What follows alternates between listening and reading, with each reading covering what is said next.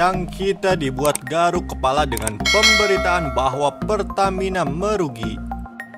Bagaimana mungkin sebuah perusahaan yang memonopoli peredaran BBM di negara ini bisa merugi?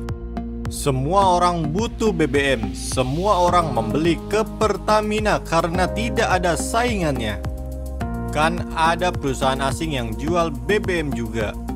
Perusahaan asing memang ada, namun mereka nggak boleh menjual harga semaunya. Ada ketentuan harga yang harus mereka sepakati yang mengharuskan Pertamina nggak boleh kalah. Selain itu, perusahaan asing juga hanya ada di kota besar untuk pengadaan stasiun pengisian bahan bakarnya. Tetap Pertamina paling jago. Kenapa bisa merugi? Kan harga minyak dunia kemarin turun dan Pertamina nggak menurunkan harga BBM ke masyarakat. Berbeda dengan perlakuan negara luar yang langsung menurunkan harga jual BBM-nya. Disinilah keheranan kita saat minyak dunia turun, sudah berapa keuntungan Pertamina yang masih bertahan pada harga lama. Sebagai gambaran, dengan harga BBM sebesar 6.500 per liter, keuntungan Pertamina dari jual beli BBM ini bisa mencapai sekitar 17 triliun rupiah per bulan. Dengan asumsi satu barel minyak mentah sebesar $40, maka dengan kurs rupiah terhadap dolar sebesar 14.000 per dolar, harga per barel minyak sebesar 560.000 rupiah.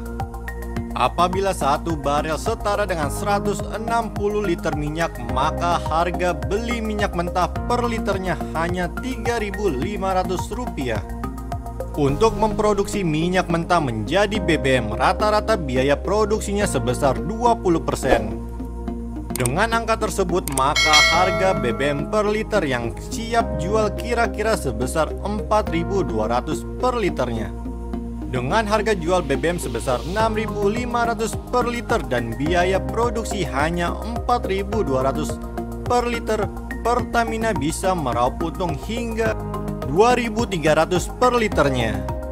Dengan konsumsi BBM nasional sebanyak 1,6 juta barel yang setara dengan 256 juta liter per hari, berarti keuntungan yang diraih dari penjualan BBM mencapai sekitar 588 miliar per hari atau 17 triliun per bulan. Satu bulan 17 triliun, sudah berapa bulan penurunan harga minyak dunia tanpa ada penyesuaian harga BBM Pertamina? Harga satu barel $40 adalah harga saat ini. Bulan sebelumnya bahkan sampai menyentuh angka $20 per barel. Katakanlah selama 4 bulan ke belakang harga minyak dunia itu sudah turun drastis. Artinya selama 4 bulan keuntungan Pertamina dari mempertahankan harga lama mencapai 68 triliun rupiah.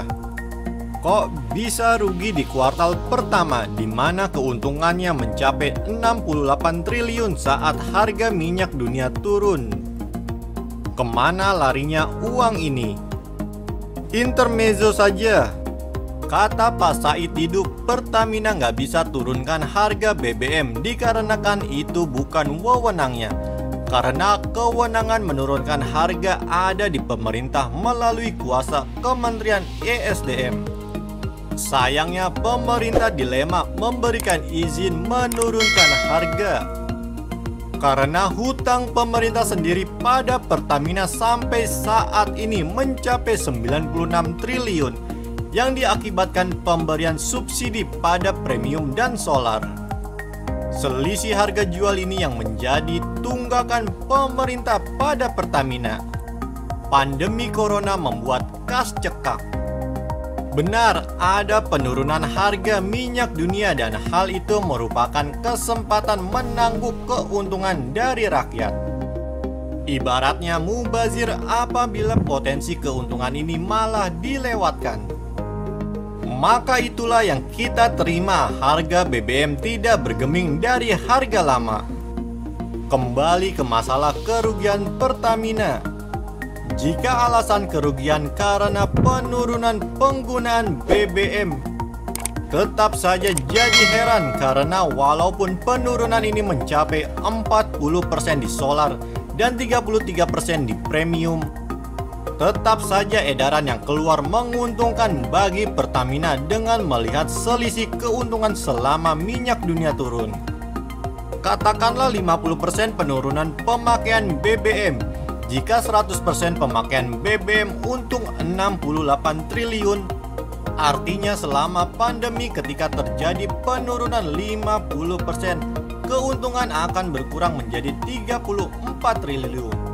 Masih menang banyak kan? Tapi mohon maaf, hitungan menang banyak itu asalnya dari saya yang hanya bisa melihat dari luar.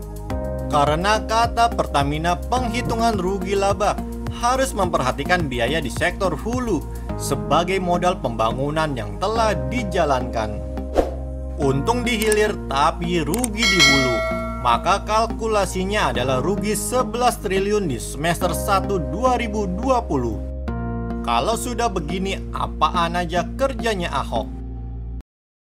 Demikianlah berita yang disajikan dari Gema News. Bagi kalian yang suka, silahkan like dan share videonya.